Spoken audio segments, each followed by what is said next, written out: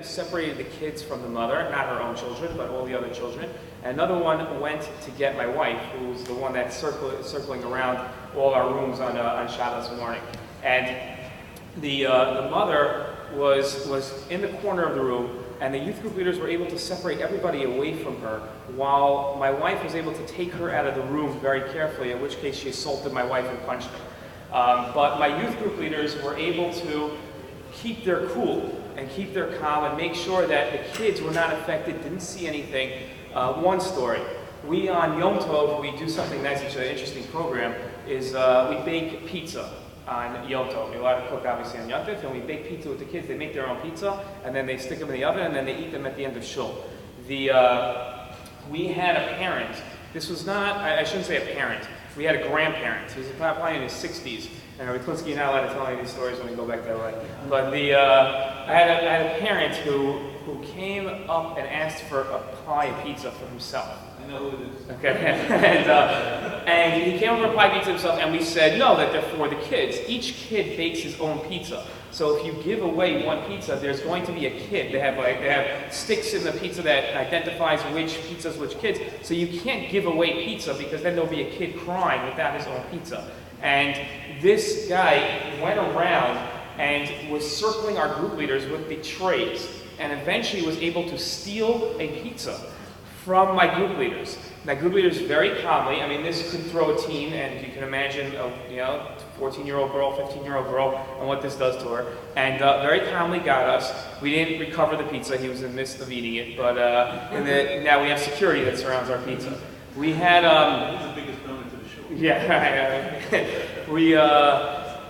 we had a scary situation about 2 weeks ago, and this is the ultimate point, and this is really one of the things that you want me to move. Okay, sorry. One of the scariest moments that we had 2 weeks ago or 3 weeks ago in our baby groups, we had a baby choke. We took a marble and this is probably the scariest moment for any youth director and for any youth. You can imagine this was a 15-year-old girl holding the baby as the baby is turning blue. Our youth group leaders are trained in CPR. It happened to be another mother got over there first and did the Heimlich maneuver. But what was amazing was nothing in the group stopped while this was going on. The group carried on. They were singing songs to the babies in order to make sure that there was calm, in order to make sure all the other leaders knew exactly what they were supposed to do. One of the leaders handed off the baby that she was holding to another leader, ran out and got me, and we called 911. Thank God we didn't need to. I was able to call back and say, don't send anybody. But a terrifying situation that my leaders handled perfectly calmly. All of these stories, and I can go on with these stories of the last 6 years that we've been doing this, all of this comes down to good training. It's all about good training. It's all about making sure that your leaders are trained and know the situation and know the scenarios beforehand. And that's going to require you to train your leaders. You're going to have to make sure that you have sessions, that you sit down with them, and that you're going over these scenarios and tips on how to deal with them so that when they occur, your teams have thought this through beforehand. Thank you. The first thing we want to think about at training sessions is how often you want to have them and where you want to have them. The beginning of the year, right about now, is the perfect time to have everybody together on a Sunday morning. We have ours this coming Sunday morning with all of our leaders. We had one yesterday it was interesting, we did past, present, and future leaders. We had there to share experiences. You want to figure out where it's going to be. You want to figure out who's going to be included. But the number one thing you want to sit down with if you work alone or you work with a spouse or you work with the shul rabbi or if you have a youth committee on your board is you want to figure out what are the goals of my youth department. That's the first question. What are the goals? What do I want our youth department to be doing? The second thing you want to ask is, how am I going to best present those goals to my teams? How am I going to make sure that my leaders know what those goals are and that they're clear on them? And then how am I going to make sure that my leaders are prepared to carry out those goals? That's a training session right there. But you have to have the answers to those questions first. If you don't think out those answers first and you don't know clearly, you'll never be able to get that information to your teens and they'll be confused. The first thing before you start any training session is making sure you have the right people in the room. And this is the leaders themselves. A lot of times we have sort of a passive situation to who our group leaders are going to be, who our youth leaders are going to be. We wait till they apply. we take a different approach at Beth Jacob, and we recruit. We go out to the schools, and we see who are the best kids. You have to be proactive in making sure you have the very best leaders. Because if you have teens that aren't of quality and they're not willing to be trained, then no matter how great your training session is, it's not going to be successful because they don't want to be trained. A key to getting good group leaders, and I know this might offend, but I'm going to say it, is siblings. You want to go after siblings. I'm a strong adherent to this. If you have a teen that's a very, very good group leader, chances are their younger siblings will be the same exact way. So what you want to do is you want to solidify a relationship with a family. We've had group leaders we've had 6 from one family now. But we just go straight down the line. As soon as they get old enough, we'll start as early as 6th grade with our youth leaders. We'll call them CITs, we'll get them in the process, and that way we have them in our program for a good 6 or 7 years. That's our goal. And we'll bring in the siblings. As soon as we feel that they're old enough, we'll bring them in. So siblings is a key place to get good people. The goal of who you're looking for, we had a going away breakfast to our leaders that were graduating a couple weeks ago in our home. And I said, I want everybody to put your hands on the table, both palms on the table, and I want you to answer this question purely out of instinct. No thought. You've just got to answer the question right away. And this is what I was looking for in my leaders, and I'm happy to say that all but 2 answered exactly as I wanted them to. I said, Beth Jacob just had severe budget cuts, and our youth department only has 10% of the funds that it used to have. How many are coming to work this Shabbos? We can't pay you. And automatically every hand but 2 shot up right away. Those other 2 hands went up after they saw everybody else and they figured it was the right thing. But everybody's hands automatically went up. We all pay our youth leaders, I assume, but you want to get teens that are so dedicated and so committed that they would do this for free. It's great that we can pay them, but that's the teen that you're looking for, is that they'll come back as a volunteer if need be, to do this as a chesed project. That's what they'll do. A teen, by definition, is not going to be confident in being a leader. Some are naturally born leaders, but some of them are going to need the confidence. We had a Rabbi in Mivaseret Zion named Rav Chagai Raviv. I don't know if any of the Mivaseret guys were in his shiur. But Rav Chagai, what he did was, and this I've taken to every aspect, and Rabbi Weil was excellent at this at Beth Jacob, is giving confidence over to other people. And how do you do that? Very simple. When you open up your first training session, you tell your leaders 2 simple facts. This is the best youth department in the city, and you're the best leaders in the city. We've chosen you. We've gone after you, and we've looked at who are the best teens. It could be not true, by the way. It could be that you've got the rabbi's kid or the president's kid, and you would do anything not to have them in your group. It doesn't matter. You want them to think that they're the best. That's what you want. And by telling them that they are the best, they'll begin to act as the best. So you tell them, you're in the best shul this city has, right here. This is the best shul. You're in the best youth department. We've built this up from scratch. This is the best place that you could possibly be. This will stick with you for the rest of your life. And you're the best person that could possibly be in this job. You're the one that we wanted, you're the one that we went after, and you are simply the best. I tell this to my leaders almost on a weekly basis, that I would do anything to keep them and to make sure that I have them, because they simply are the very best. You need to build a relationship with them. Again, this is all under the rubric and the category of leaders, getting the right people. You need to build a relationship with them outside of Shabbos morning, outside of that paycheck that you're sending them, and outside the training sessions. If you live in the community, have them over to your house. If you don't live in the community, hang out with them after school. Go out with them. You need to show that you're there for them, that this becomes a personal relationship. Not solely that I'm a youth director, you're a teenager that works in groups, you're here from whatever it is, 8:30, 9 o'clock until the end of shul every Shabbos, and then we say toodaloo, I might need you on a chag or sometime special. You want to have a relationship where they're over at your house, where they know they can come to you with a problem, and you have to enunciate these things. You have to tell them. You have to explain to them that I'm more than your youth director. I'm going to be there to give you advice. I'm going to be there to listen to you. I'm going to be there when no one else wants to listen to your problems. I'm going to be there for you. That's what you want to be for them. And that's going to require time, it's going to require effort, and sometimes it's going to require going to your shul and saying, I need some extra resources, I need some extra funds to take the kids out for pizza. And it's not the little kids I'm taking out for pizza, it's solely the leaders. And you're going to do that to build that relationship. The key that you want to give your leaders is to make them feel special.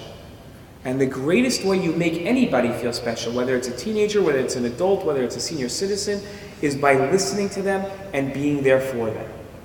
That's the goal. That you want to have that relationship with your teenagers where they know you think that they're special.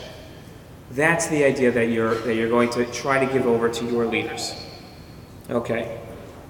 Let's go to goals and values. Okay, we talked before about ensuring and setting up the fact that we have that we know what our goals are. We want to make sure that our teens and our leaders also understand what the goals are, right? So we have to tell them, we have to spell it out. Whatever your goals might be, our goal at Beth Jacob is to ensure that all our kids have a love of shul. That's the number one goal. We want them to love to come to shul. Whatever we're going to do to make sure, we want them to come to shul and be smiling and be happy. We want them to wake up. Our little kids, our goal is, and we love this when we hear from parents, is that when the little kids wake up every morning of the week and ask, is it Shabbos? Because I want to go to shul. When I hear that from a parent, that on Tuesday morning my kid woke up and asked if it's Shabbos, can I turn on the lights? I want to go to shul now. Right? When I hear those, so then I know we're doing our job. That's what we're doing right. That's the goal that we're getting across, and I spell that out for my teens, that's what I want. I want my leaders, when they're walking on Pico Boulevard in Los Angeles, and they're coming out of a pizza shop, and this family's going in with their kids, I want them to recognize their leader and go over and give a hug. These are the goals that we have, and I want a Torah education, so I don't want my leaders just playing games with them. I want my leaders to prepare a little Dvar Torah. I want them to have something to teach the kids, to daven with them, so they know that that's also a goal. But you have to enunciate this. You have to spell this out for your teens. Never make an assumption that they know what the expectations are, that they know what your goals are, because they won't know. There's no way that they could know this. One very key thing that you have to explain to your leaders, okay? You got to listen to this. They are role models. I'm sure if we all close our eyes and picture when we were in groups as kids, we remember our group leaders, right? And we picture these people as giants, right? These were tzaddikim, these were the coolest guys in the world. That was a 15-year-old kid, right? But in our minds, we make these people so big from our memories as little kids, right? But you have to explain to your teens that they're the role models for the kids. That for the rest of their life, this 3-year-old that they're dealing with is going to remember them. They're really going to remember them. So you have to explain to your teens what it means to be a role model. You know how you always hear celebrities, I'm not a role model, right? Don't look at my life, just look at my movies, look at what I do on the basketball court. It's the same thing you got to explain to your teens. Like there's no such thing as turning it off. You're always going to be a role model. That's something to give over. Okay. Rules. Okay, rules are key because there are a lot of rules in the shul. And I'm sure if we sat down and made a sheet that we're going to hand out of all different types of rules, so we could hand our kids a 30-page book, our team leaders a 30-page book as to what the rules are and what they should be doing. No teen wants to hear more and more rules. They get that plenty in school. But there's some rules that you have to explain. But you want to keep them as basic as possible. Show up on time. Okay? Don't leave the room when you're supposed to be there. Right? Make sure kids aren't fighting. Right? The basic rules you can get over. There are some we're going to discuss safety rules afterwards. But make sure you keep to basics when explaining the rules. But also you have to explain very clearly that they're want you to get the kids to daven. Now this kid himself hasn't davened. So we make our kids go to Ashkaminyan. Our Ashkaminyan starts at 7:10. I'm not going to tell a teen that he's going to have to be there at 7:10. It's a bracha of atala, it's not going to work. I tell him they have to be there by 8 o'clock. Right? If you're not there at 8 o'clock, I don't pay you that Shabbos. It's that simple. Now, that could be an empty threat. It's not. And teens will come to me and they'll be like, my check was a little light this week. It's funny because Ashkama was a little empty, right? That's a rule with a consequence that they feel. And you know what? Most of my teens are at Ashkama Minyan now. I don't do it with the girls. I don't make the girls go to Shkama. I give them a 15-minute break that they can daven. They're encouraged. I try my best, but that's a real rachavatal. But that's one example of rules. Another example of rules is I have fired leaders. Right? I've taken leaders aside and said, if they've done something wrong, then I've done it. But even if not, I've taken them aside. And I know it sounds crazy. I see some of your faces here. It's like, how do you fire a teenager? But you can take them aside and say, very simply, and it has to be a conversation where you're showing that you care. I've never had a teen leader that I fired that hasn't been at my team meeting the next week. Because they haven't rushed out of the shul and I hate you and I can't believe you've done this. It's a long, long conversation. It takes about an hour. And it talks about leadership, and it talks about the things that they need to develop, and things that they've done wrong. And saying that, we've talked about this before, and I've given you warnings, and you haven't followed through, and I'm sorry, this is not going to work anymore. But I love you, and I care about you just as much as when you were a youth leader, but I want to see you at team union from now on, but you've done the following things. So there has to be consequences to rules. Because if there are no consequences to rules, then there's no point in having the rules. But make sure you think to yourself, what is really important and what's not important. When I set a rule for my teens, for my teen leaders, what's a rule that I really want to make sure that they're going to keep, and a rule that's just my own nourishkeit. My own nourishkeit, I'll ask them to do. I'll encourage it. But a rule that's a severe rule, you got to make sure you set that down and still. The rule part should be the part of your training session that takes the least amount of time. You don't want to be sitting there in a 1-hour training session and for 35 to 40 minutes discussing rules. Because then all they walk away with are rules. You got to balance that. The most that you should be spending time with is having fun with them. Telling them that they're the best, that we're the best youth department. Keep going over that until they hear it and they're nauseous from it. Right? But they'll walk away with a good feeling. If they hear rules, they think to themselves, I just signed up for a 7th day of school. Right? No one wants that. The kids don't want to hear that. One of the keys to running a successful group on Shabbos morning is ensuring the fact that there's a set schedule. Right?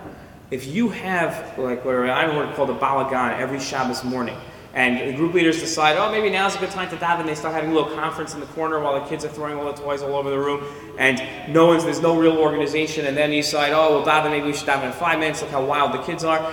They're wild because you don't have anything planned. There has to be a set schedule, and I mean 15-minute increments.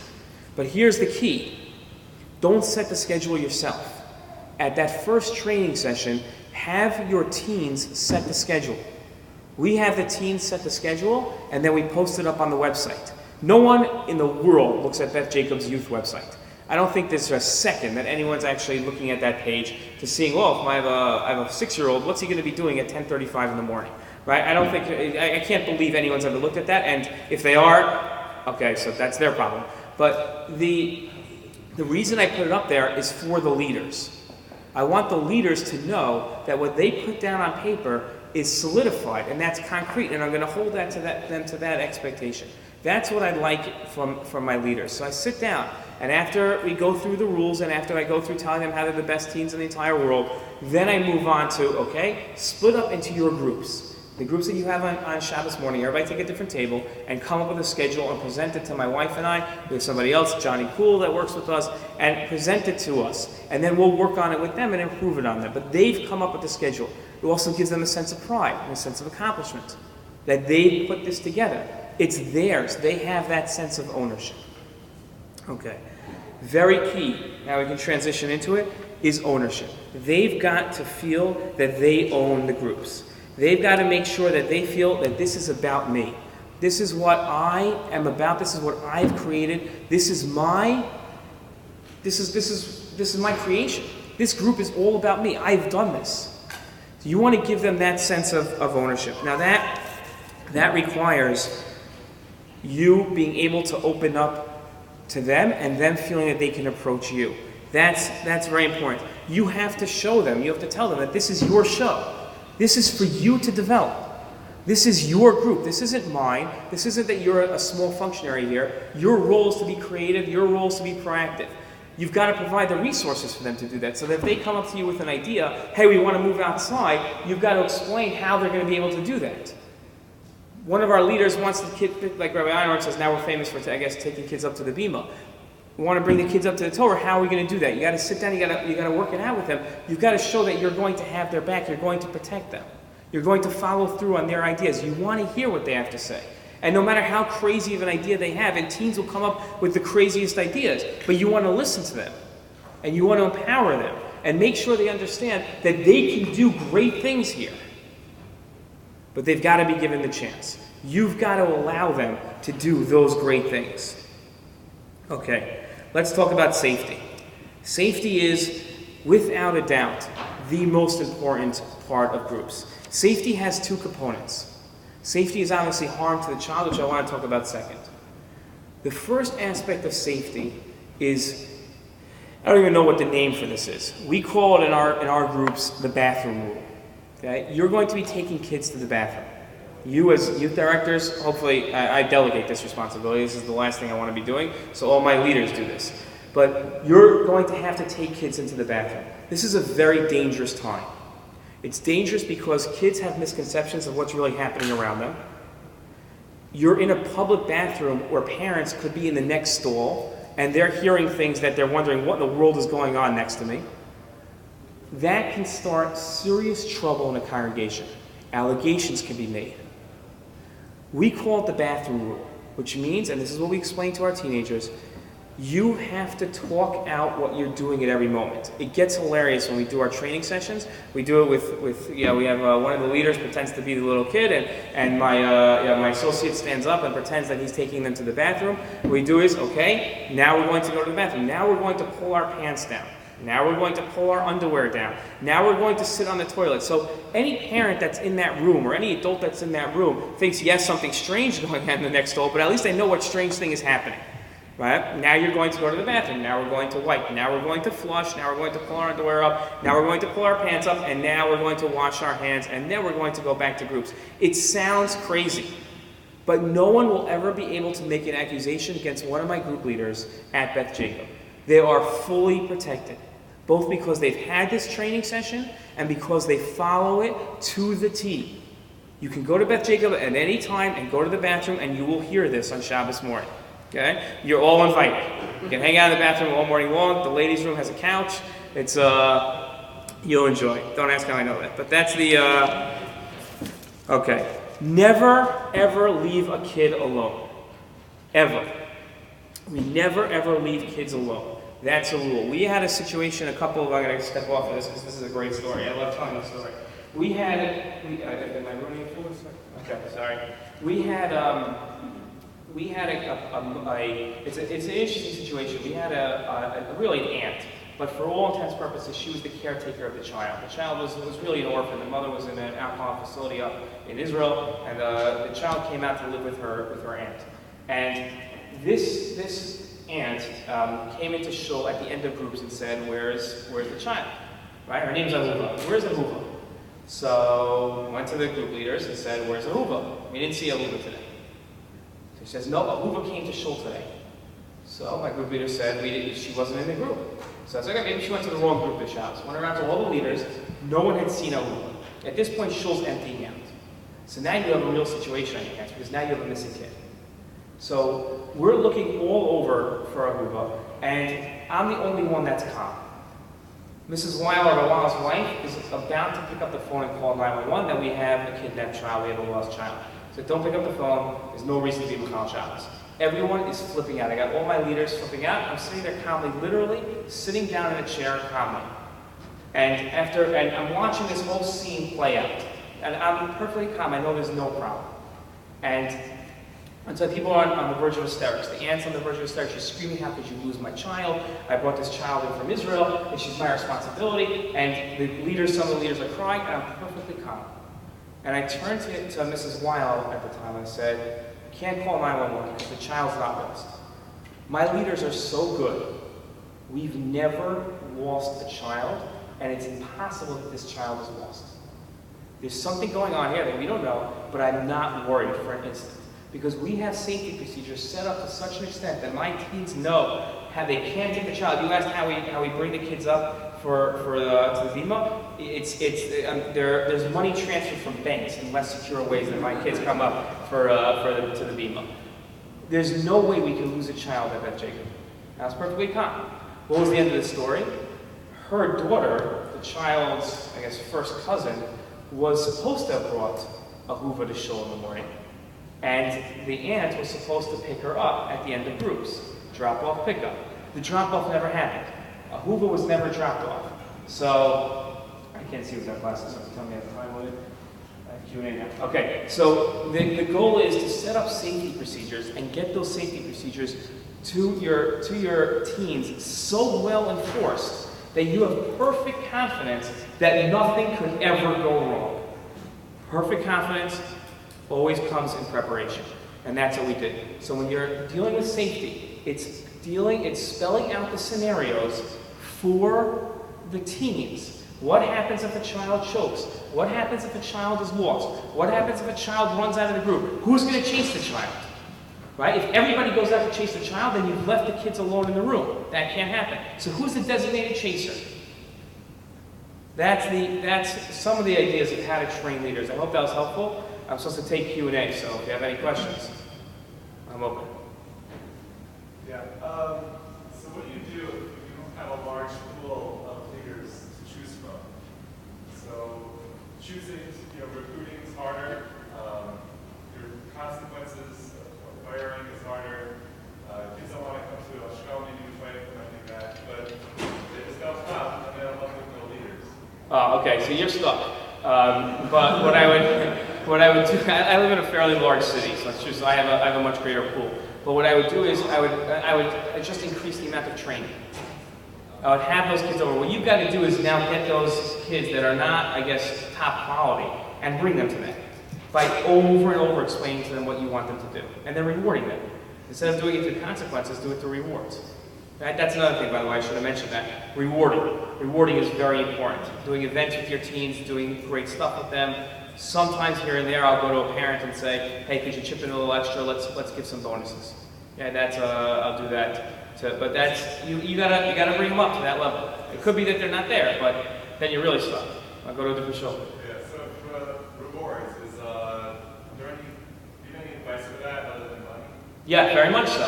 A reward could be a great experience, right? You can take them to, well, everything's going to cost something, but a great reward, by the way, is having them over at your house, right? Going to a ball game with them. By the way, we all imagine, at least in LA, we all imagine we have to take the kids to like on-court seats to every ball game, or else they're going to be so upset. The best thing you can do with your leaders, bring them to the $6, beer seats, all the way up in the upper deck. $6. I don't know, I have any. But Pilichowski, he works for the OU, so he only sits in the box seats at Dodger Stadium. But the rest of us are up at the top trying to find him in the crowd. But bring them up to the seats. We're in the bleachers. There's $6 at Dodger Stadium. Bring them up there and give out betting forms. Who's going to hit the first home run? It's a great time, and they connect with you. So it's not about what you're giving them in terms of the paycheck, but it's more about in terms of the fun experiences that they can't have on their own. Marshall?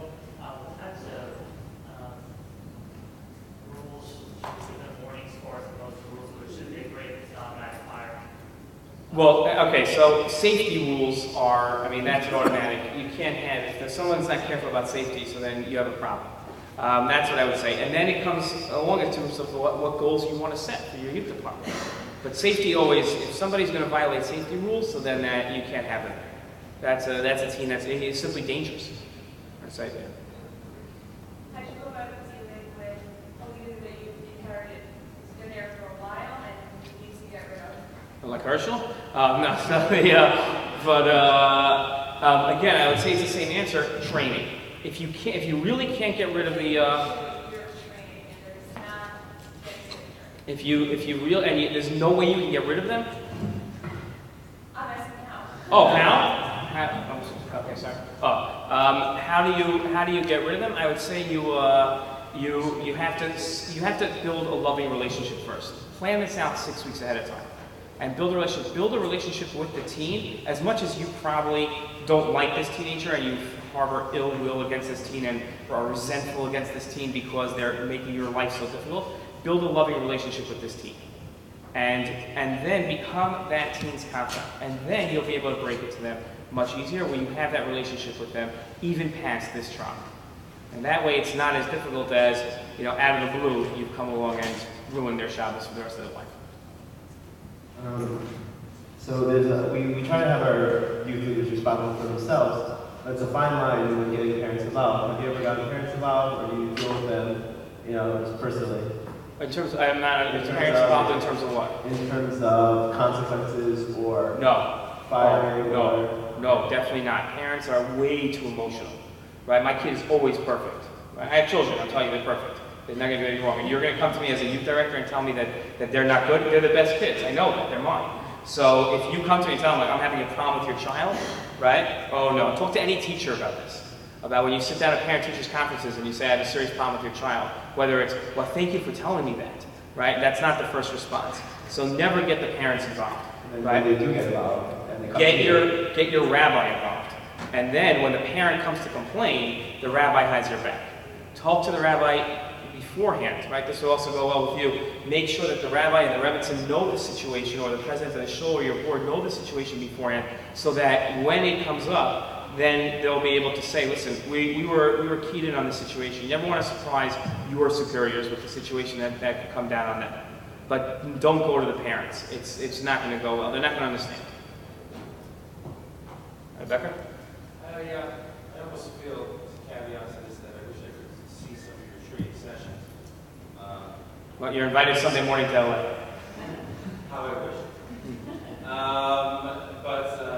It's just, I don't know if you can model one this afternoon in a more intimate, private group setting, but just nonetheless, my question is, in terms of a belligerent parent who's on site, and now issues of safety come up and issues of potential problems with the shul, how would you handle that on site? What would you do to mitigate? I think what you have to do is you have to take the parent under the elbow.